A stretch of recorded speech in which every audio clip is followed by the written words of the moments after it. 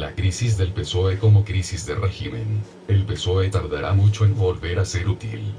Lo decía esta mañana Iñaki Gabilondo, uno de los rostros más prestigiosos de nuestra historia reciente. Recuerden que fue su cara la que apareció en la televisión para transmitir tranquilidad a España el 23F, mucho antes que apareciera la de Juan Carlos, desde el periódico que fue el intelectual orgánico de la transición y la referencia internacional durante años para entender España. Ayer Felipe González, la figura histórica más importante después de Franco, el presidente, a un tiempo carismático y siniestro, más relevante del sistema político del 78, señalaba a Pedro Sánchez desde la SER, nada menos que desde la SER. Poco después el aparato del partido apuñalaba. Y hoy el editorial de El País llama a Sánchez insensato sin escrúpulos.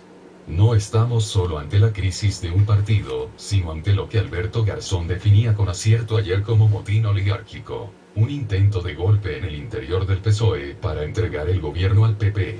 El pasado domingo, en la clausura de la Universidad de Verano de Podemos, que hicimos en la Universidad Complutense, expuse a mis compañeros las que, a mi entender, son las claves estratégicas para entender la situación de bloqueo que vive nuestro país.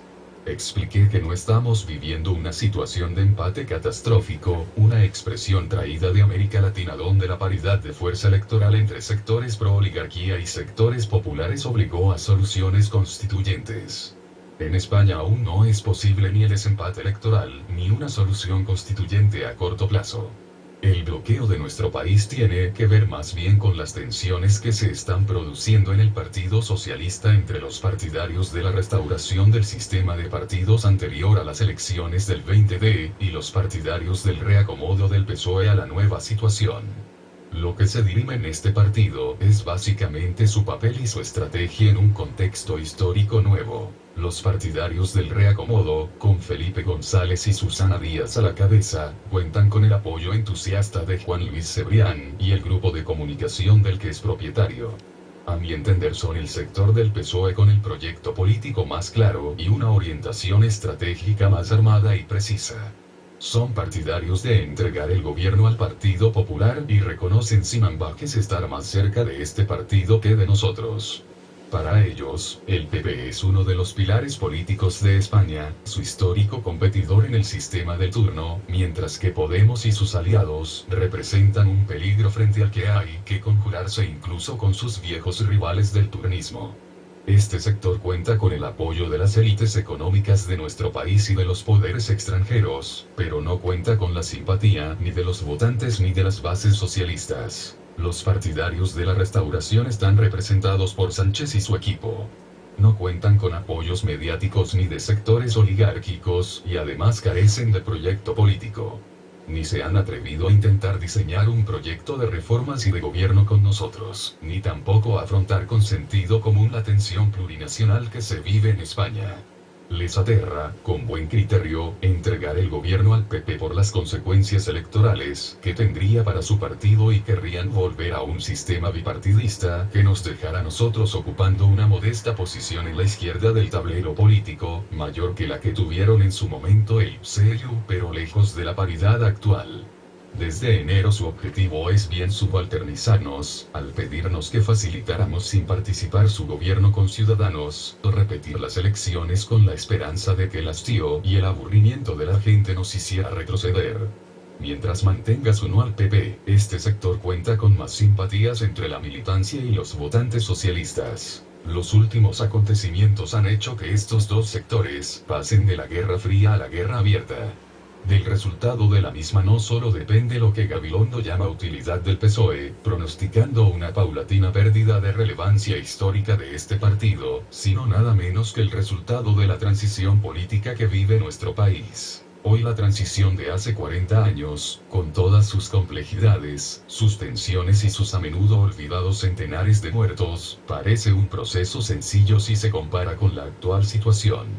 La sociedad española de entonces, a pesar de las excepciones representadas por las vanguardias de la oposición democrática y los movimientos sociales, en especial el movimiento obrero, y las propias excepcionalidades catalana y vasca, era una sociedad lógicamente atemorizada por la dictadura.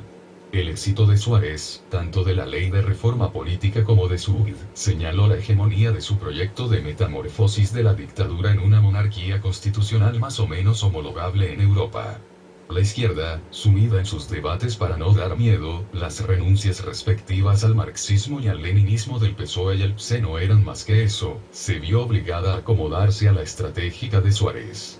Aquel exitoso proceso, si atendemos a los enormes consensos que suscitó y que no dejaron de aumentar, cuando la transición se convirtió en relato fundante de nuestra democracia encarnado en la monarquía, culminó con la victoria electoral socialista de 1982, tras un golpe de Estado a un tiempo fracasado y exitoso.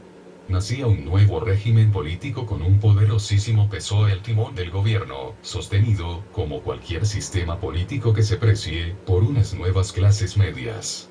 Como señala el malvado Emanuel Rodríguez en su ¿Por qué fracasó la democracia en España?, las clases medias son más una noción ideológica que una categoría sociológica. La promesa de modernización y de mejora de las expectativas de vida encarnadas en el Partido Socialista fueron el alimento de esos sectores autopercibidos como clases medias, esa nueva España a la que el PSOE se parecía más que ningún otro partido. La hegemonía del PSOE era tal que se le perdonó todo durante años, desde las consecuencias de su aceptación de la división del trabajo en Europa, que nos convirtió en una periferia especializada en el turismo, pasando por la corrupción hasta el terrorismo de Estado. La arrogancia con la que todavía hoy se refiere Felipe González a lo que hicimos en el País Vasco revela hasta qué punto el expresidente vive aún en ese mundo.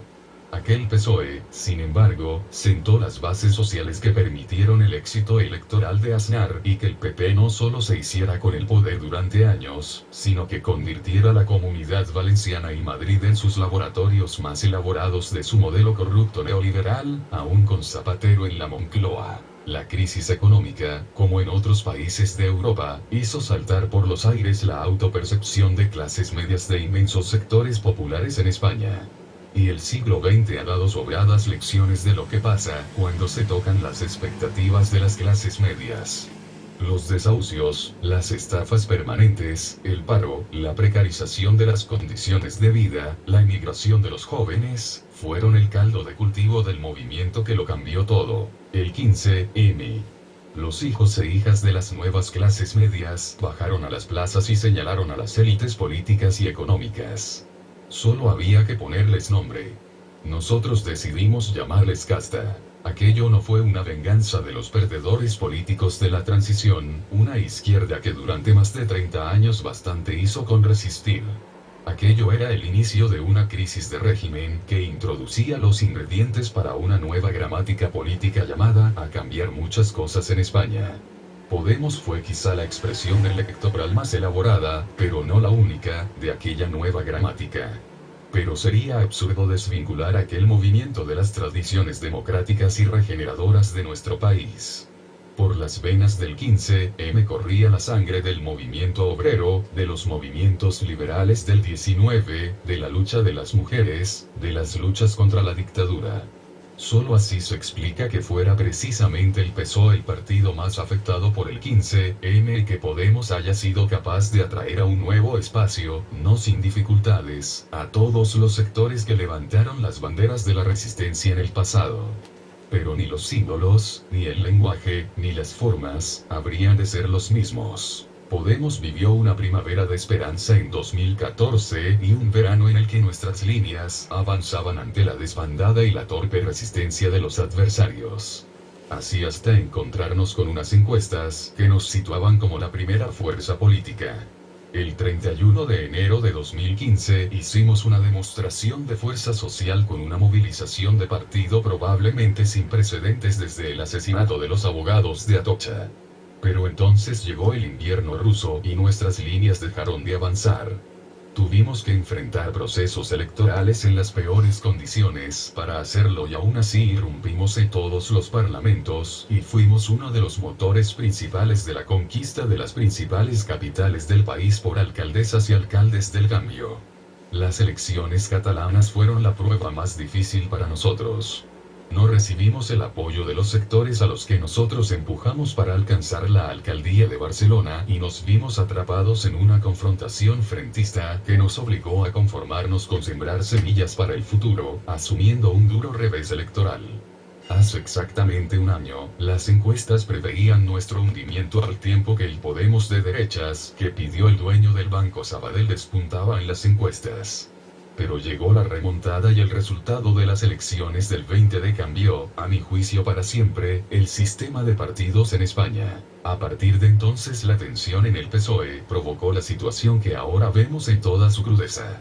Es innegable el valor demostrado por Pedro Sánchez, enfrentándose a las fuerzas del régimen en su partido, pero quizá hubiera tenido más sentido proyectar también ese valor hacia los poderes establecidos fuera del partido.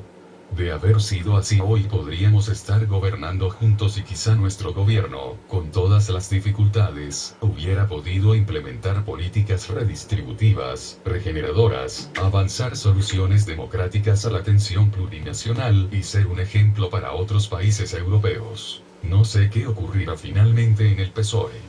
Temo que lo que se dirime allí no dependerá solo de interpretaciones jurídicas y estatutarias. Hablamos de la crisis más importante desde el fin de la guerra civil en el partido más importante del último siglo en España.